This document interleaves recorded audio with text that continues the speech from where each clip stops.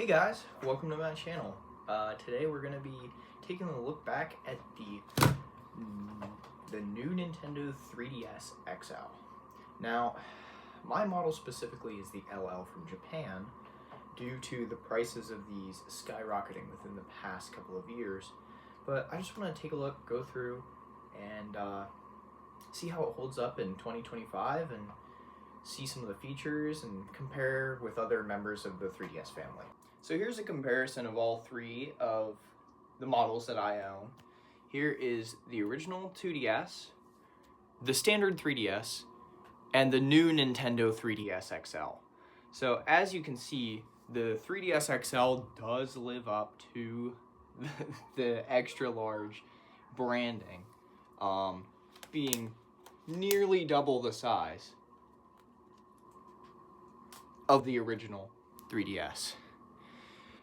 And with the new branding, it does come with a variety of features, including double the processing power, an extra analog stick, revamped buttons, a more streamlined design, and an improved 3D feature. If you look in the rear as well, it also has two extra analog buttons for the triggers. The sliders are also repositioned compared to the original, being on the sides of the upper screen, whereas on this, the volume was on the side of the actual base.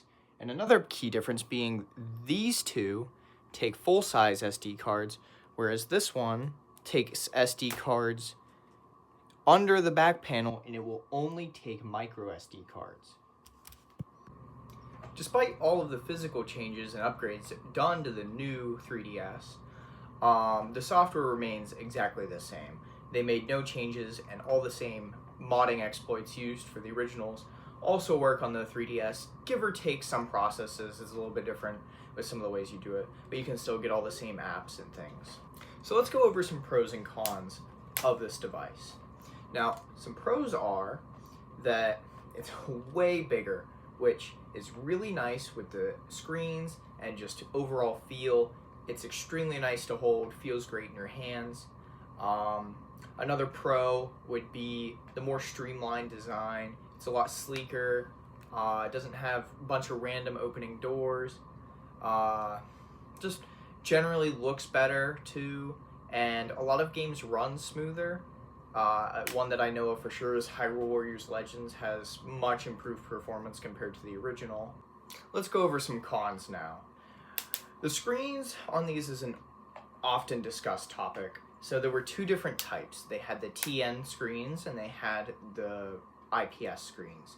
And some people upgrade from the TN to the IPS, and some people seek out the IPS. And you could get any combination from 2 TN to 1 TN, 1 IPS to 2 IPS.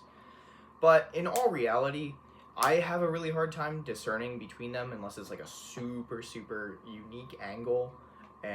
But some people say they can see a difference. Maybe my model just isn't as awful as some other people mention, but I have seen both in person and I can't personally tell the difference. Another con is price. I cannot stress this enough. These are expensive, and they're probably only going to continue to increase in price due to the high demand. If they're broken, they're expensive. If they're perfect condition, they're even more expensive. The way I purchased mine is I ordered it from Japan, jailbroke it, and put the US firmware on it. I know not everyone is as technologically inclined to do that. It's not a super hard process, but it is a little involved, and there is some risks to doing it. But it is a good option if you're willing to learn and just take your time and be patient through the process. Let's discuss portability now. The DSs were meant to take on the go. That's what their whole deal was. And this is no different. Despite being extremely large and quite bulky, it really does still hold up with portability. I can still slip it into my pocket and not have it fall out and worry about anything. Just take it with me on the go.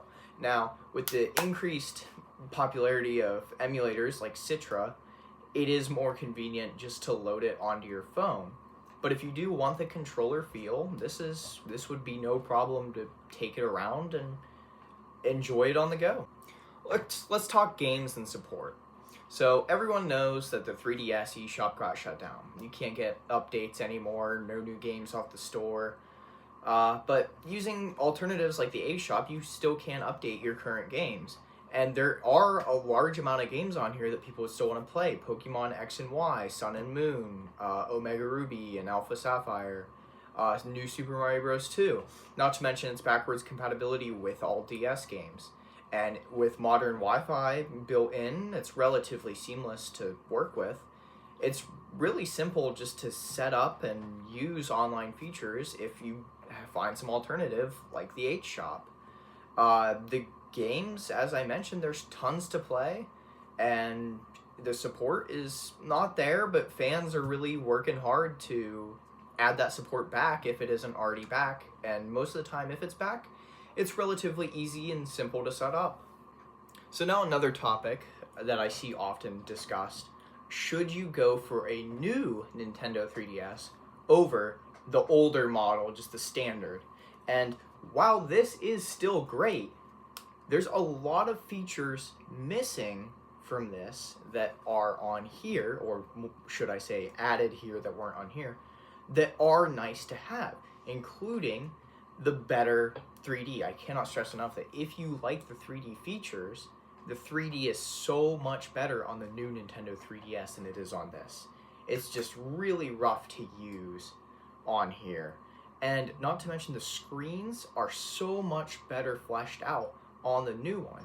As a comparison here, if you look, you can see that this is like flat and built in, whereas this has a nice flush bezel around it.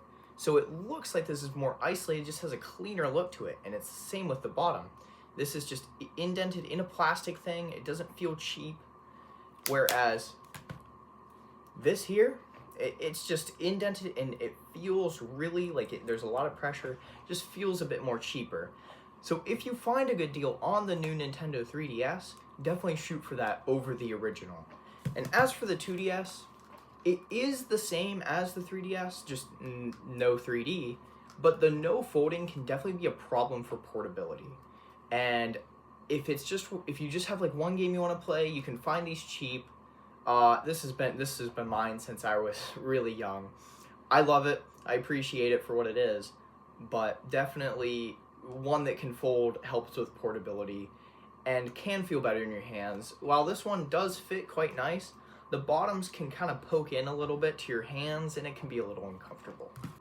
So to sum it all up, the new Nintendo 3DS is definitely still viable for just gaming, just casually in 2025. If you can get a good price, definitely shoot for one. They're nice to have, there's plenty of games for them, just feels great. And if you're looking for one, I'll link where I got mine in the description. I didn't get a super good deal, but it was super, super nice and clean when I got it. No fingerprints, almost no scratches. And the ones that were there, you could barely see, even with the screens off. It came with a charger and a 32 gigabyte SD card just thrown in for free. So it will be a Japanese model, so keep that in mind. You'll have to convert it to American or just region unlock it and not be able to understand anything. But I'll link it and let you guys know. And yeah, as I would say that the new Nintendo 3DS XL is a great purchase if you have some extra money on your hands and you just want to do some light casual gaming on the go or not. So, alright, thanks for checking out my video and see you next time.